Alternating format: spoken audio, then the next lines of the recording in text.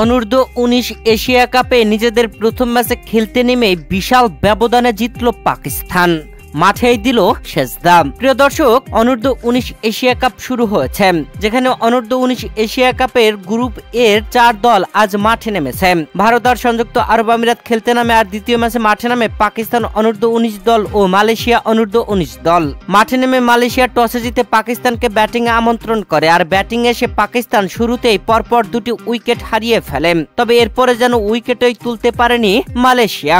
ওসমান খান 1 run করে প্যাভিলিয়নে ফেরেন। অনডাউনে ব্যাটিং আসা আলী হাসান 14 রান করে প্যাভিলিয়নে ফেরেন। তবে আরেক ওপেনার সামির মিনহাজ ও চতুর্থ ব্যাটসম্যান আহমেদ হুসাইন চালান ব্যাটিং তাণ্ডব। 4 ছক্কার তাণ্ডবে এই জুটি গিয়ে ভাঙে 323 রানের মাথায়। সামির মিনহাজ 177 রান করেন, থাকেন অপরাজিত।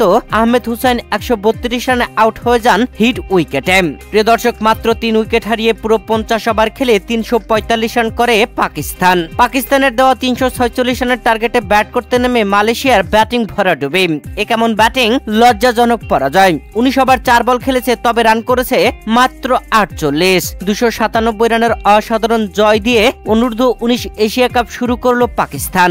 প্রিয় দর্শক, ব্যাটিং এ পাকিস্তান অনূর্ধ্ব-19 দলের সামির মিনহাজ দুর্দান্তভাবে সেঞ্চুরি করবার পরেই সৃষ্টিকর্তার স্মরণে মাঠেই দিয়েছেন সেজদা। শুকরিয়া আদায়ে মাঠে এমন সেজদা দেওয়া মুগ্ধ করেছে ধর্মপ্রাণ মুসলিম ভক্তদের।